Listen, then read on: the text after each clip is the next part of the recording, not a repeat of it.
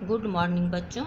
Class 7 part 6 में doctor Rajendra Prasad के बारे में शीर्षक है महान विभूति राजेंद्र प्रसाद। इनके बारे में मैं नवीना झा मैम आज आपको पढ़ाने जा रही हूँ। इससे पहले मैं 5 लेसन तक का आंसर क्वेश्चन, पोएम, कविता, कहानी सबका रिवीजन करवा चुकी हूँ। आज नया लेसन मैं शुरू कर रही हूँ। आज पहले आपको इस कहानी के बारे में बताऊँगी, उसके बाद आपको फिर मैं नेक्स्ट वीडियो में आंसर क्वेश्चन बताऊँगी। ओके, तो आप सुनिए, ध्यान से सुनिए। इस पाठ के द्वारा भारत के पहले राष्ट्रपति डॉक्टर राजेंद्र प्रसाद के व्यक्तित्व की अनगिनत विशेषताओं को उभार कर सामने लाने का प्रयास किया गया है। सादा जीवन, उच्च विचार की आदर्श प्रतिमूर्ति राजेंद्र बाबू की न केवल वेशभूषा सादगीपूर्ण थी, बल्कि उनका वेशभूषा ही नहीं बल्कि उनका स्वभाव भी अत्यंत कोमल, गंभीर एवं संवेदनशील था। उनकी पत्नी आदर्श भारतीय नारी थी। इसमें प्रस्तुत राजेंद्र बाबू के व्यक्तित्व के गुण सभी के लिए अत्यंत प्रेरणादायक है। ठीक है, तो इन महान व्यक्ति का इसमें इस लेख के द्वारा, इस कहानी में, इस पाठ के द्वारा समझाया गया है। तो अब बच्चों आप देखिए जो क्या है इसमें। कुछ दे दीप्यमान नक्षत्र इस पृथ्वी पर जब मानव रूप में जन्म लेते हैं तो वे अपने कुल का ही नहीं, समस्त देश का सिरमौर बन जगमगाते हैं। हमारे देश के प्रथम राष्ट्रपति राजेंद्र बाबू है ना का व्यक्तित्व ऐसे ही दे दीप्यमान नक्षत्र के समान था। किसी भी देश का प्रथम नागरिक या राष्ट्र सम्मुख अत्यंत त्यागमय और सादा जीवन यापन करने वाला हो सकता है, इसका वे प्रत्यक्ष प्रमाण थे। ओके, राजेंद्र प्रसाद का जन्म 3 दिसंबर 1884 को बिहार के एक छोटे से गांव जीरादेई में हुआ था। इनके पिता श्री महादेव सहाय स्वाध्याय द्वारा आयुर्वेद तथा यूनानी दवाइयों के अच्छे जानकार बन गए थे। वे गरीब को उचित इलाज करते हुए उन्हें क्या करते थे तो मुफ्त दवा भी दिया करते थे। वे फारसी भाषा, कसरत तथा घुड़सवारी में भी प्रवीण थे। ये सारे गुण पुत्र को पिता से अनायास ही प्राप्त हो गए थे, है ना। ये जो सारे गुण थे वो पिता से ही इनको आ गया था। उनकी माता कमलेश्वरी देवी अत्यंत धार्मिक विचार वाली महिलाएं थीं। उन्होंने अपने पुत्र को बचपन से ही रामायण और महाभारत है ना और महाभारत की अनेक कहानियाँ सुनाई थी। इस तरह स्वाभाविक रूप से माता पिता की परोपकारिता, सेवा का, धार्मिक प्रवृत्ति आदि संबंधी गुण पुत्र में स्वतः चले आए थे। मात्र 5 वर्ष की आयु में ही उन्होंने फारसी पढ़ने के लिए मदरसे जाना प्रारंभ कर दिया, है ना। वे इतने प्रतिभाशाली थे कि जब तक बाकी बच्चे कक्षा में पहुंचते तब तक मौलवी साहब को वे क्या करते थे तो पिछला पाठ जो रहता था उसे वो सुना देते थे, है ना। उसको वो पहले सुना देते थे। उनकी प्रारंभिक शिक्षा छपरा के जिला विद्यालय में हुई। बाद में उन्होंने कलकत्ता के सुप्रसिद्ध प्रेसिडेंसी कॉलेज से उच्च शिक्षा प्राप्त की। वर्ष 1915 में उन्होंने विधि में पढ़ा स्नातक की परीक्षा स्वर्ण पदक के साथ उत्तीर्ण की। तत्पश्चात कानून के क्षेत्र में डॉक्टरेट की, है ना, और की उपाधि भी प्राप्त की। वे बहुभाषी विद्वान थे तथा अंग्रेजी, हिंदी, उर्दू, फारसी, बंगाली भाषा पर उन्हें पूर्ण अधिकार था। वे इन भाषाओं में धारा प्रवाह बोल और लिख सकते थे। उन्हें गुजराती तथा संस्कृत भाषाओं का भी समुचित ज्ञान था। तत्कालीन प्रचलित परंपरा के अनुरूप मात्र 12-13 वर्ष की आयु में उनका विवाह राजवंशी देवी के साथ हो गया। ओके, लेकिन यह विवाह इस अटल साधक के विद्यार्जन में कभी भी बाधक नहीं बना, है ना। उनकी पत्नी उनकी अनुचारणी सिद्ध हुई। वे निरंतर परिवार की देखरेख तथा सेवा में लीन रही और पति की ही भांति परोपकारिणी, दया धर्मिणी तथा कर्तव्यनिष्ठ रही।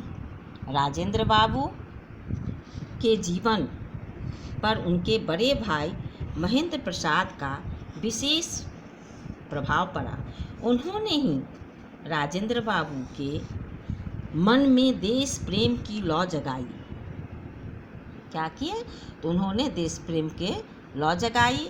यद्यपि राजेंद्र बाबू ने अपनी वृत्ति की शुरुआत एक वकील के रूप में की थी, परंतु देश के तत्कालीन परिस्थितियां तथा हलचलों के प्रभाव से वे अछूते नहीं थे।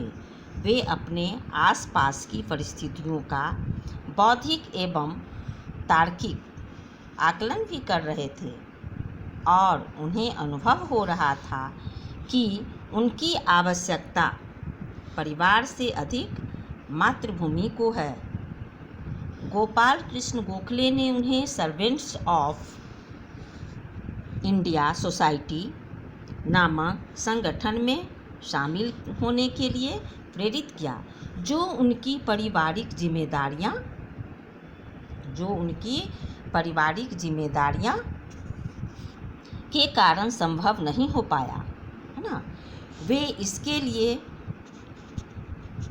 लिए हृदय से बहुत दुखी भी रहे। वस्तुतः संपूर्ण परिवार का भार वे अपने भाई पर ही डालना नहीं चाहते थे, है ना। स्वदेशी आंदोलन, बहिष्कार आंदोलन आदि पूरे उफान पर थे। राजेंद्र प्रसाद भी अब इनसे अछूते न रह सके। जब विदेशी वस्तुओं की होली जलाने का समय आया तो उनके पास कोई भी विदेशी वस्त्र न था। उनका झुकाव आश्चर्यजनक रूप से पहले से ही स्वदेशी वस्तुओं की ओर था। ठीक है। चंपारण आंदोलन में राजेंद्र बाबू ने खुलकर भाग लिया और गांधी जी के विश्वास पात्र बन गए। स्वतंत्रता आंदोलन के साथ जुड़कर भी वे सामाजिक समस्याओं के प्रति अपने दायित्व को नहीं भूले। वर्ष 1914 में बंगाल और बिहार के बाढ़ग्रस्त लोगों में वे रात दिन का अंतर भूलकर भोजन और कपड़ा बांटते रहे, है ना। उसके बाद समाज कल्याण हेतु उनकी निस्वार्थ और कठिन साधना सचमुच वंदनीय रही।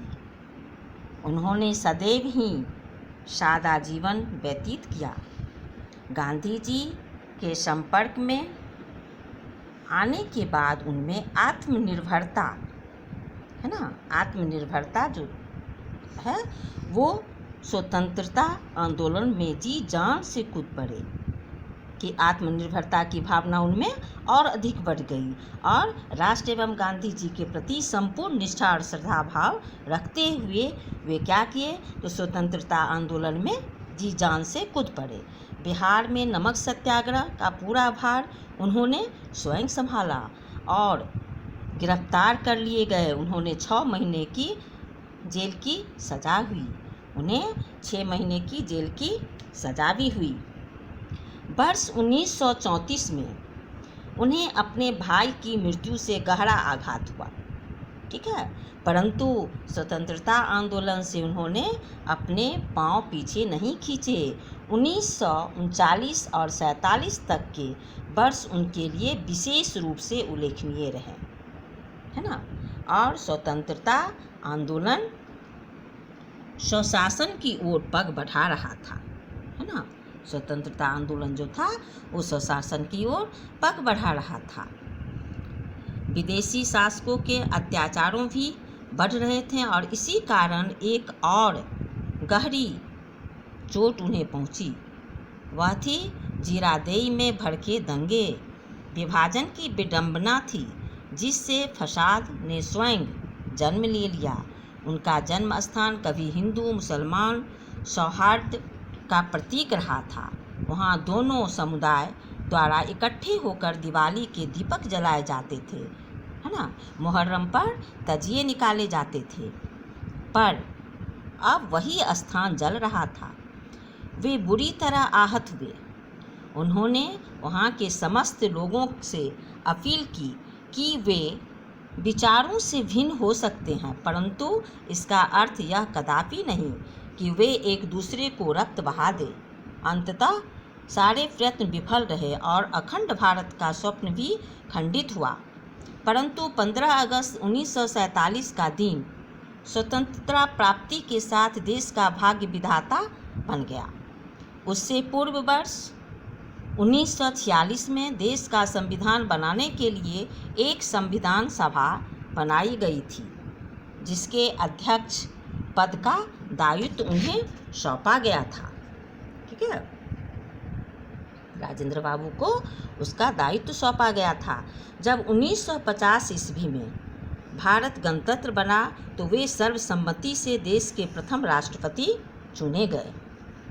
इस महान व्यक्तित्व ने अपने संपूर्ण सेवा काल में राष्ट्रपति भवन का कभी भी निजी कारणों का उपभोग नहीं किया। यह उनके महान चरित्र की पराकाष्ठा था कि वे मात्र एक कमरे में रहते थे और अपनी पत्नी के हाथ से बना भोजन ही ग्रहण करते थे।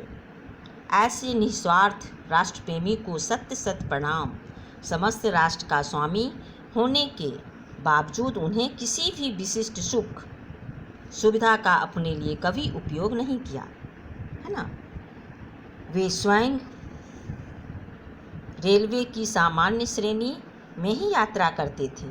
जनसंपर्क में रहना तथा आम लोगों से मुलाकात करना उन्हें बहुत भाता था। उनके द्वारा रचित कुछ विशिष्ट पुस्तकें में उनकी आत्मकथा सर्वोपरि है ना। वो कुछ बुक्स लिखे हुए हैं जिनमें उनका आत्मकथा सर्वोपरि है तथा चंपारण में सत्याग्रह, बापू के कदमों में आदि उनकी प्रमुख उल्लेखनीय पुस्तकों में शामिल है ना। उसके बाद वे भारत के एकमात्र ऐसे राष्ट्रपति हैं जो 2 बार राष्ट्रपति चुने गए। सन 1962 में उन्हें भारत रत्न की उपाधि से सम्मानित किया गया, जिसके वे सच्चे अर्थों में हकदार थे, है ना। उनको 1962 में भारत रत्न की उपाधि से उनको सम्मानित किया गया, है ना, जिसका कि वो सच्चे हकदार थे, है ना। 28 फरवरी 1963 को पटना में उनकी यह लीला समाप्त होने के साथ एक महान आत्मा इस संसार से विदा हो गई और 28 फरवरी 1973 को पटना में उनकी यह लीला समाप्त होने के साथ एक महान आत्मा इस दुनिया से, इस संसार से विदा हो गए, है ना। उनका जो इस लोक से उनका जीवन का अंत हो गया, डॉक्टर राजेंद्र प्रसाद का। तो इस कहानी में, इस लेख में, है ना, डॉक्टर राजेंद्र प्रसाद के बारे में बच्चों मैं आपको बताई हूँ। आप एक बार इसमें रीडिंग ज़रूर दीजिएगा। ओके, अब कुछ शब्दार्थ है। शब्दार्थ है दे दीप्यमान, चमकता दमकता हुआ। नक्षत्र मीन्स होता है सितारा। जीवन यापन मीन्स होता है जीवन बिताना। स्वाध्याय स्वयं अध्ययन करना। प्रवीण मीन्स होता है निपुण। सिरमौर सिर का मुकुट। बहुभाषी कई भाषाओं को जानने एवं बोलने वाला। विद्यार्जन विद्या प्राप्त करना। अनुचारिणी पीछे चलने वाली। कर्तव्यनिष्ठ कर्तव्य को निष्ठापूर्वक निभाने वाला। तत्कालीन उस समय की आघात, चोट, धक्का, फसाद, लड़ाई झगड़ा, सौहार्द, सद्भाव, मैत्री, पराकाष्ठा, चरम सीमा, इह लीला, इस लोक का जीवन, है ना। ये शब्दार्थ है। आप नोटबुक में आंसर क्वेश्चन की कॉपी में आप कम से कम 10 जो है शब्दार्थ लिख करके रखिएगा। उसके बाद मैं आपको जो है आंसर क्वेश्चन नेक्स्ट वीडियो में करवाऊंगी। बच्चों आप ध्यान से इसको देखिएगा, सुनिएगा। ये वीडियो अब जो है उसको आप अच्छी तरह से देख करके अपने बुक में रीडिंग दीजिएगा, और जो मैं समझा दी हूँ कहानी उस पर ध्यान दीजिएगा। इसमें बच्चों एक लाइन महात्मा गांधी का भी स्लोगन है, त्याग की सीमा नहीं होती, है ना। त्याग जो है मनुष्य का वो बड़ा ही, उसका कोई सीमा नहीं होता है ना। और यदि हमारे देश में ऐसे नागरिक हो जाएं इनके जैसा, इन महान राजेंद्र प्रसाद जिस तरह के थे उस तरह के यदि अभी के नागरिक हो जाएं या नेता हो जाएं तो हमारा देश का कल्याण होगा, है ना। तो हमें अच्छी आदतों को, अच्छी चीज़ों को सीखना चाहिए। इसलिए हम जो है महान व्यक्ति सबका जीवनी पढ़ते हैं, उनके बारे में हमको इतिहास जानकारी देती है ना। जो हम भी कोशिश करें उनके पद चिन्हों का अनुसरण करें, उनके पद चिन्ह पे हम भी चलें तो ज़रूर जो है हमें भी, मेरा भी, आपका भी नाम देश में होगा। आप लोग और देश के भविष्य हैं। बच्चों हमेशा अच्छी आदतें, अच्छी बातें सीखना चाहिए, है ना। तो अब मैं आपको यहीं पे ख़त्म कर रही हूँ इस कहानी को, इस लेख को। डॉक्टर राजेंद्र प्रसाद के बारे में हमको लग रहा है जो आप समझ गए होंगे, है ना। लेकिन खुद भी आप इसे कहानी का रीडिंग दीजिएगा, और जिससे कि आपको पूरी तरह से याद हो जाए कहानी। और मैं आंसर क्वेश्चन जब बताऊंगी तो आप उसे पढ़कर उसको ध्यान से सुन करके और अपने नोटबुक में उसको लिखिएगा, ठीक है। बाहर नहीं जाइएगा बच्चों, डिस्टेंस बनाए रखिएगा। अब मैं नवीना झा मैम आपसे विदा लेती हूँ। आप अच्छी तरह से इस कहानी को एक बार अपने से खुद से भी रीडिंग दे करके पढ़ लीजिएगा। ओके, धन्यवाद। ठीक है, ये लेसन 6 महान विभूति राजेंद्र प्रसाद, है ना, इनके बारे में इस कहानी में जो है उसको आप अच्छी तरह से